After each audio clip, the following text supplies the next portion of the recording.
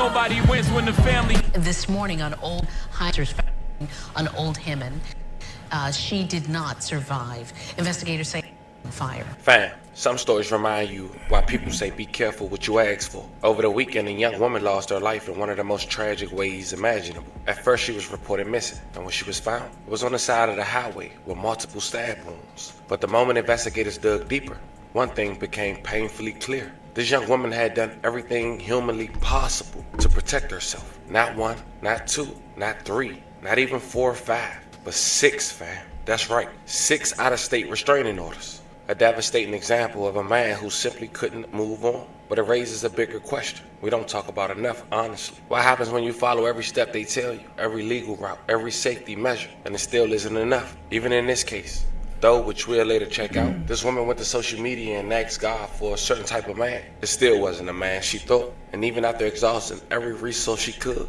this young lady still lost her life at the hands of a man who later took his own by setting himself on fire. And of course, you know I did more research, fam. Once I started to dig, it got even darker. Through my research, I was able to come across other victims connected to the same man. People whose story didn't get the same spotlight. People whose pain deserved to be heard tonight. So we're going to shine a light on all of them. Today we're going to break down everything. Her last moments, when she posted on social media, the painful irony behind the things she wished for, who this man is, his criminal history, and where he come from. Not to mention, shine light on the other victims who were affected long before this final tragedy. But before we go over this one, I want you guys to remember, I won't give you no angle. I just give you the story. So with that being said, make sure you like, comment, and subscribe. We're gonna jump right to it. Family Stacey Charles, 23 years old. She from Baton Rouge, Louisiana. She loves cats, and she listened to artists like Future, Beyonce, Gunna, Money Man, and she was loving, caring, and most of all, family oriented. She was active on social media, posted a number of pictures. They were beautiful. Sent a white boy my way.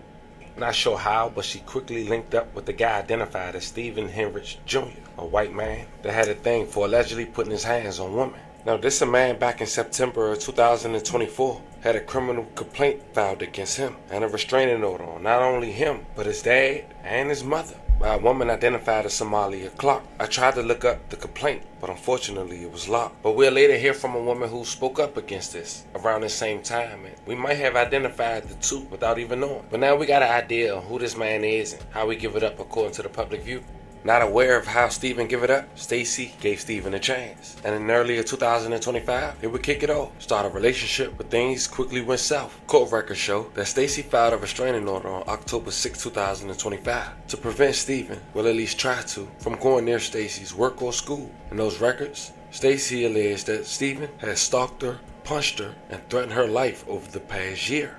1 month later, November 5th, 2025, Stacey contacted police about a battery that resulted in Stephen's arrest. He posted a $2,500 bail, but then not even 2 weeks. Just 8 days later, the Baton Rouge Police Department said a 23-year-old woman had died from a stabbing on Old Hammond Highway, with the suspect set. It's something wrong with people, bro. I don't know how she made him. I feel like the way he said it, I guess they met online, bro. This is why y'all don't online date. People crazy anyway. But what I'm basically trying to say is online dating and shit like that, like you don't know where they came from, you don't know who they is, you don't know what they do, you don't know what they mental state, you don't know where they mental is at.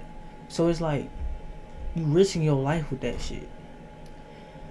And niggas nowadays in 2025 going on to 2026, niggas is doing all type of weird shit. Niggas kidnapping, niggas shooting girls, niggas stabbing girls, niggas beating girls, niggas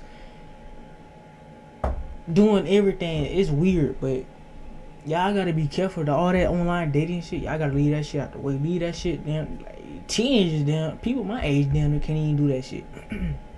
To be honest though, I'm yapping. We're gonna keep on fire afterwards, and at that time, police didn't release the identity of the victim or the suspect. Police said they responded at around 12:13 a.m. and saw Stacey Charles, 23, lying in a parking lot in the 12,000 block of Old Hammond Highway with several severe stab wounds. She was taken to the local hospital and died during surgery. May she rest in peace. I love her condolences to her family. Officers also responded to a crash nearby where they determined Stephen Henrich Jr. was involved in both the crash and stabbing. According to BRPD preliminary reports, Stephen arrived at Charles' residence and began ramming his vehicle into hers. He then removed her from the vehicle, stabbed her, and then drove away. While fleeing, he intentionally entered the oncoming lane of travel, resulting in a head-on collision with another vehicle. While in his vehicle, after the crash, Stephen set himself on fire. He was taken to the hospital with life-threatening injuries, police said, and confirmed the following day that he died from his injuries. Thank you. We are learning more details tonight about the man accused of stabbing his girlfriend this morning on Old Hammond Highway and then setting himself on fire. Charles stabbed several times their vehicle. On social media, Another vehicle and then set himself on fire.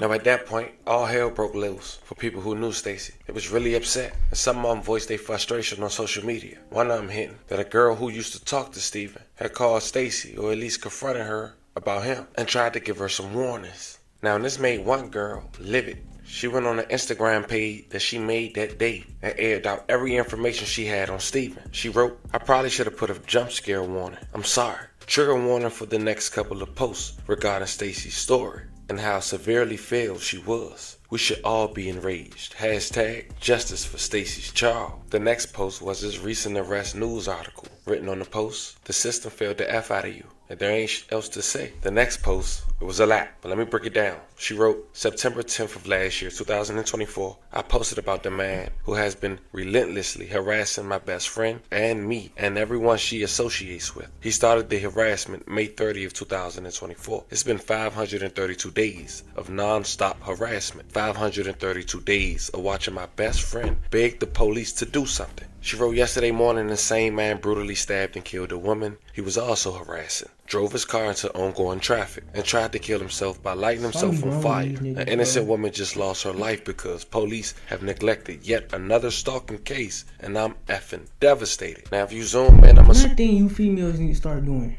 Before y'all talking to a nigga, I don't care how fine y'all think he is, how handsome, how cute. I don't care about none of that. Get to know the nigga. Get to be around him type shit. Don't just jump in a relationship with a motherfucker then he do weird shit like this to you. Cause you risking your life. When you just jump in a relationship with a random online like that, you don't know what you dealing with, bro. You need to get to kick it with him, like, you know what I'm saying? It seemed like they was in a relationship where they was both close, cause ain't no way somebody that you in a relationship with finna just stalk you like that, man. So they was in a relationship, but I wouldn't be. It's just that's weird. the post she wrote. I'm not saying it's her fault though. I'm not saying she deserve it or none of that. I'm not saying that.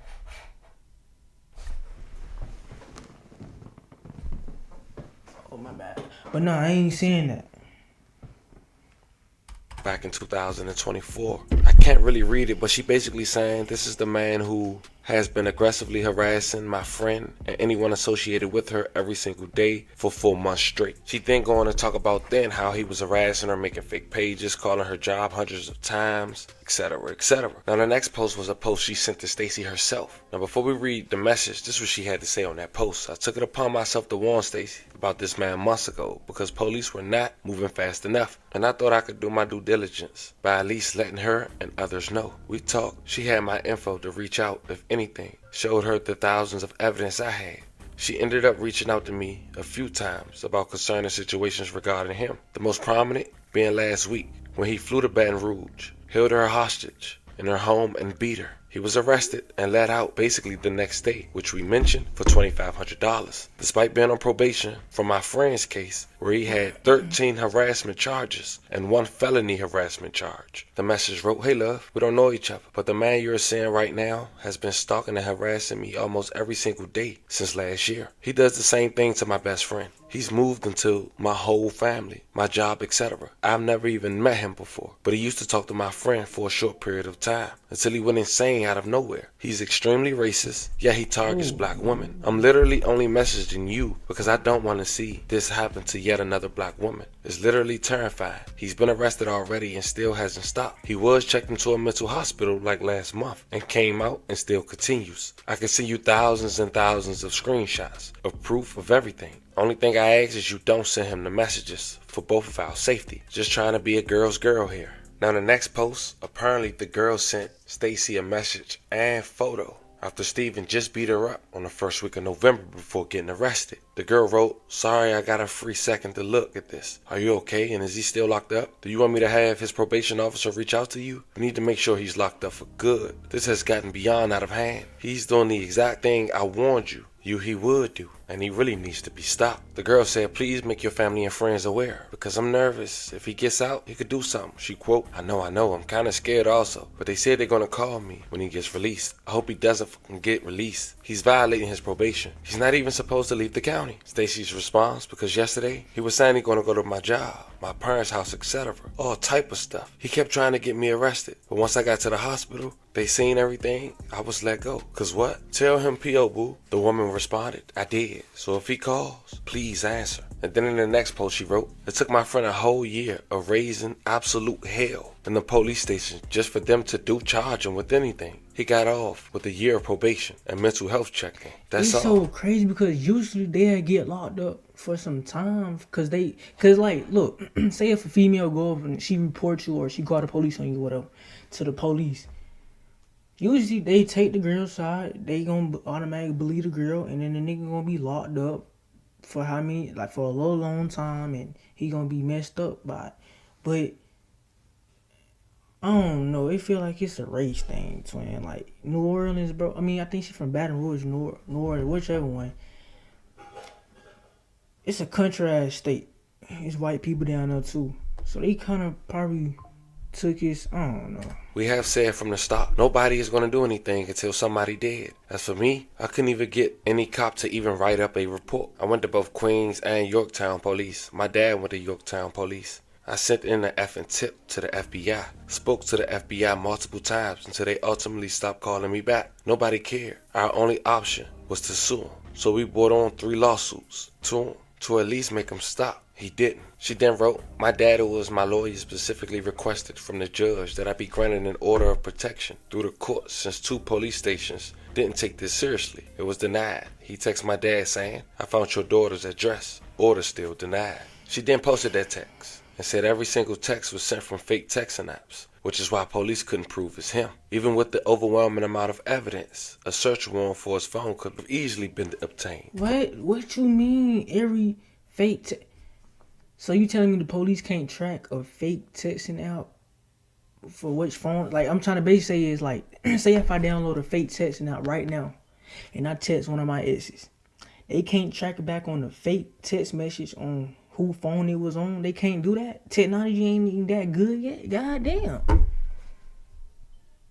I'm thinking at least that's crazy. I ain't The know overwhelming amount of evidence, a search warrant for his phone could have easily been obtained. But okay. She then posted a message that wrote, "Hello, if you tell us Rose Grace's address, we will send you $2,000 in Bitcoin. And if you don't, we will contact all of your family members about you." She then wrote on that post, "Sent to my agent, but still not enough for an order of protection at the bare minimum." She then posted a DM that quoted, "I'm going to bury her watch." And she responded on the post, one of thousands of fake pages he made to harass us. Death threats about my friend not taken seriously. She then posted her phone log and said, "Took it upon myself to basically effing spell it out for the police. I made a document of every single point of contact, every text, every call, every fake page. And this is only a few months. It goes on. While I watch my best friend suffer from severe PTSD and paranoia. Is it serious yet?" She then posted a text to her mom. "Can't wait till your daughter dies. I'm going to piss on her grave, if you can even afford one." She wrote one of the many texts to my friend's mom. "Is it serious yet?" She then posted a cut finger and a photo in the hospital, quoting,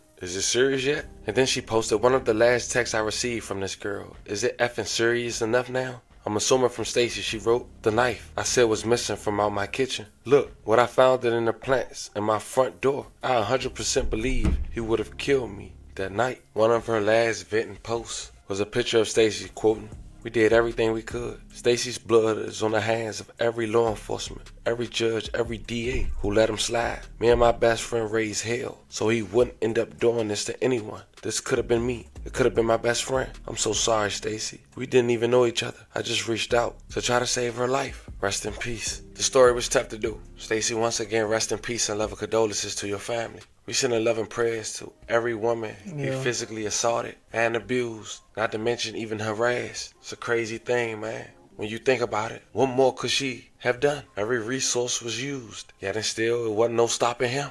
It's time for y'all to let me know how y'all feel about this one in the... Y'all just gotta stop online dating with these crazy ass niggas, bro. Meet them in person. Try to get to know them. Or try to kick it with them time to time. Don't just jump in their shit with a motherfucker. Cause you don't know him from can of paint. You don't know what he do on a daily basis, or you don't know his past. So it's all about being safe. Cause niggas are really weird out here. And I don't know how he ain't get locked up for it or nothing. I don't know. It's weird. But to me, what it sound like, they didn't really care. They took it as like, he ain't like, they just didn't care. That's how I think about it.